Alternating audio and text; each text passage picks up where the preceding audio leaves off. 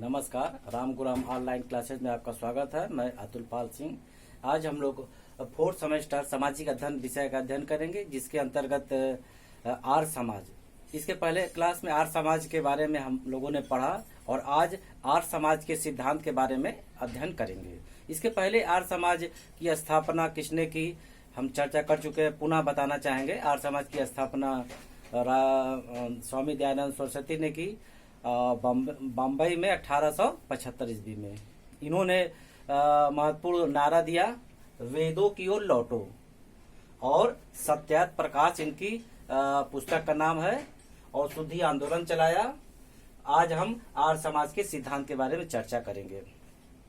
आर्य समाज का सिद्धांत, जैसा कि आप जानते हैं, उस समय समाज में कुरीतियां फैली थी। जो भी समाज सुधारक थे, उन्होंने विभिन्न प्रकार से समाज में जन जागरण लाने के लिए, कुप्रथाओं को दूर करने के लिए अपने तरीके से विभिन्न प्रयास किया, जिसमें ब्रह्म समाज, प्रार्थना समाज, आर्य समाज और रामकृष्ण मिशन प्रमुख है, जिसमें से आर्य समाज की चर्चा हम लोग कर रहे हैं। आर्य समाज के प्रमुख सिद्धांत, जिसमें से प्रमुख सिद्धांत पहला, ईश्वर एक है वह निराकार है।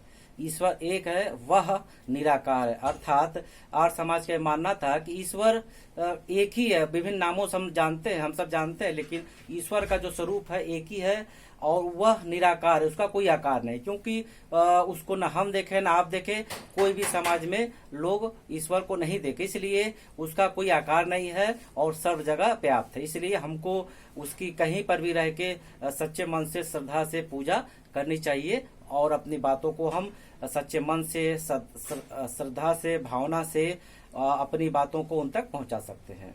अगला सिद्धांत है, सभी सत्य, विद्या और पदार्थ आदि का मूल ईश्वर है। संसार में जितने भी सत्य है, सही बातें हैं, सही व्यवहार है, विद्या है, ज्ञान है और पदार्थ है, आदि का मूल क्या है? ईश्वर है। अर्थात ईश्वर ही सत्य है। कहा जाता है ईश्वर ही सत्य है, सत्य ईश्वर है। यदि हम सत्य बोलते हैं, सही बोलते हैं, तो ईश्वर के निकट जाते हैं, ईश्वर की पूजा के समान है। इसलिए हमको सदा सत्य बोलना चाहिए, सही बोलना चाहिए, सत्य व्यवहार करना चाहिए, सही मार्ग पर चलना चाहिए, सत्य को ग्रहण करना चाहिए। अर्थात विद्या का हमको ग्रहण करना चाहिए, सीखना चाहिए। अर्थात प्रकाश, जब हमारे अंदर प्रकाश आएगा, जब हमारे अंदर ज्ञान आएगा, तो हमारे अंदर जो भी अंधकार है, जो भी अंधेरा है, अज्ञान रूपी अंधेरा, वह दूर होगा। किसके माध्यम से दूर होगा? प्रकाश का यहाँ संबंध है ईश्वर, ज्ञान से। जब हमारे अंदर ज्ञान आएगा, तो हमारे अंदर जो भी अंधकार है, जो भी अविश्वास है, वो सारी चीजें ज्ञान से अर्थात प्रकाश से दूर होगी।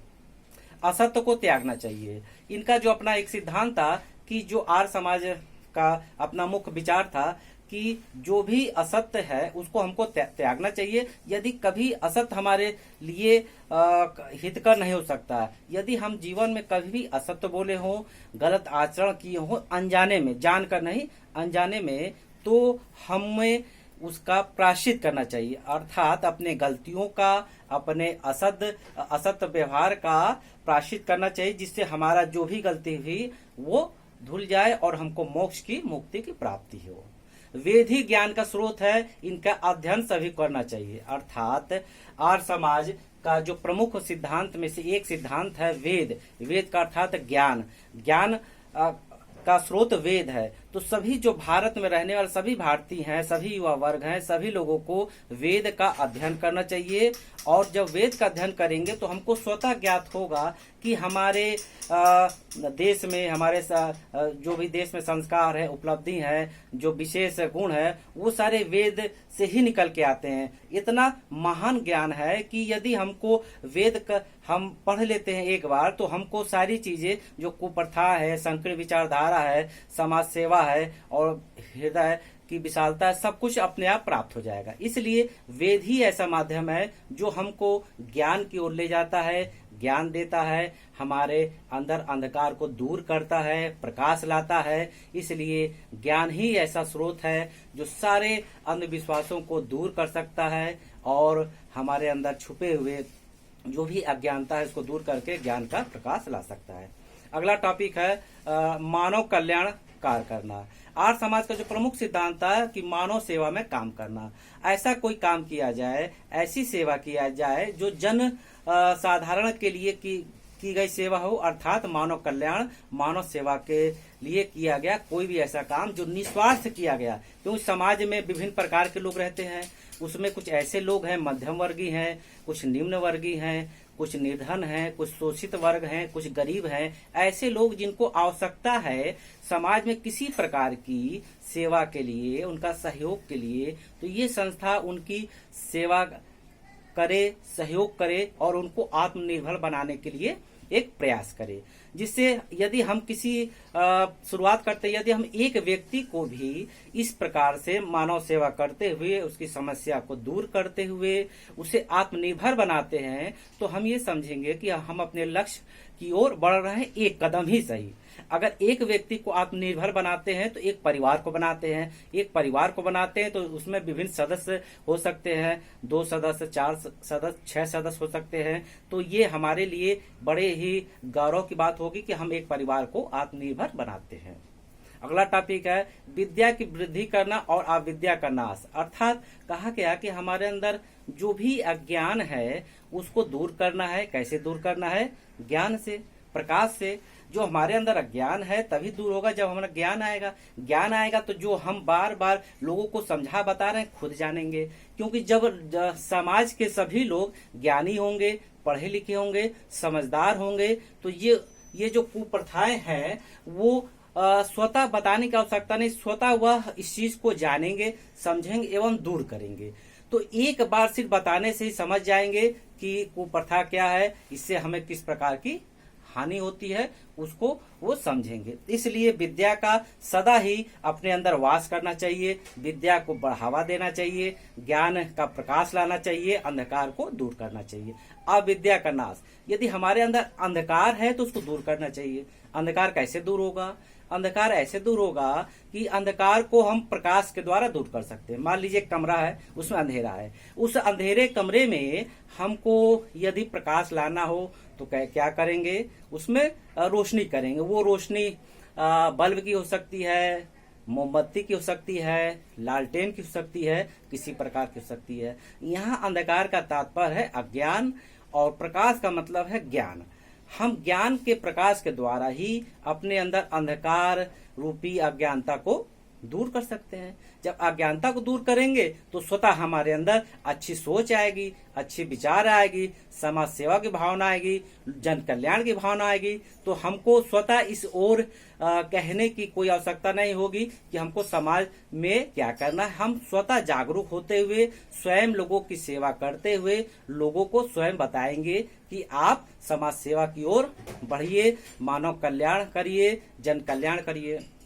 और अगला इनका सिद्धांत है, इन्होंने नारी के सम्मान के लिए विभिन्न प्रकार का प्रयास किया और ये माना कि नारी पूरे एक समाज का एक प्रतिष्ठा का पद है, क्योंकि एक नारी ही माता है, एक नारी ही पत्नी है, एक नारी बहन है, एक नारी बेटी है।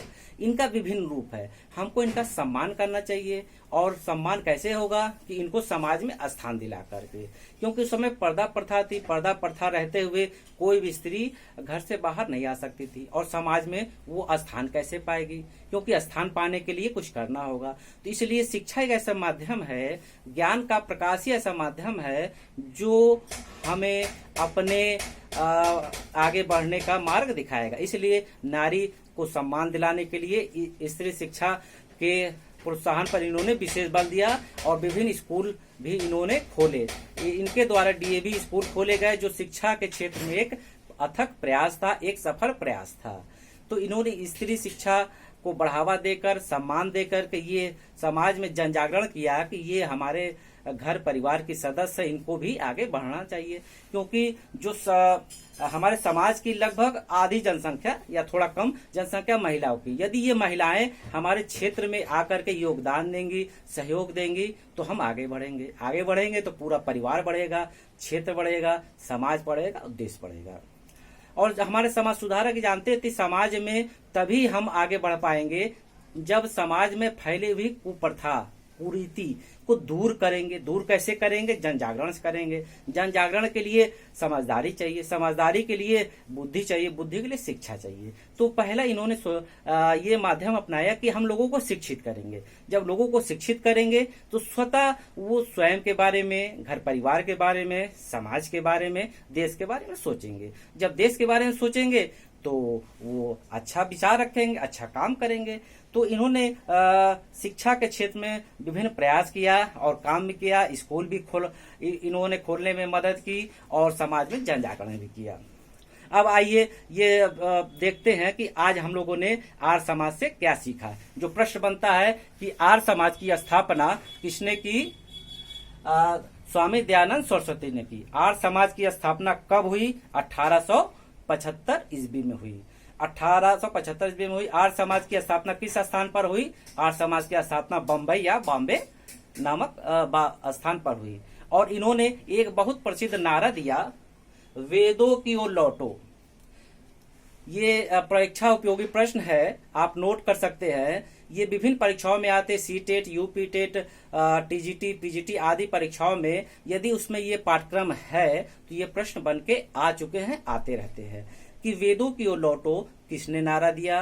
तो इसका आंसर है वेदों की लौटो, स्वामी दयानंद सरस्वती ने नारा दिया। एक है सत्यार्थ प्रकाश। सत्यार्थ प्रकाश पुस्तक किसने लिखी? स्वामी दयानंद सरस्वती। फिर से सुन ले, सत्यार्थ प्रकाश पुस्तक किसने लिखी? स्वामी दयानंद सरस्वती। इस पुस्तक में उन्होंने हिंदू धर्म में फैली बुराइयों को, अंधविश्वासों को, रूढ़ियों को जाना एवं इस पुस्तक द्वारा खंडन किया।